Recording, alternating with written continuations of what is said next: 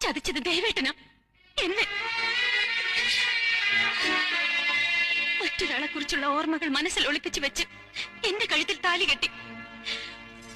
ഒരുപാട് പ്രതീക്ഷകളും സ്വപ്നങ്ങളുമായി കൂടെ ഇറങ്ങിപ്പോന്ന എന്നോട് ആരോടൊക്കെയുള്ള പ്രതികാരവും വൈരവും തീർത്തു.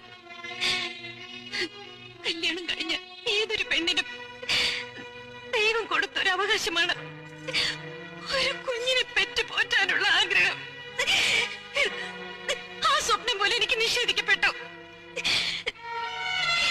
എല്ലാം സഹിച്ച് ഈ അകത്തളത്തിന്റെ ഒരു കോണിൽ ഒരു മിണ്ടാ പ്രാണിയായി ഇത്രയും കാലം ഞാൻ ജീവിച്ചു.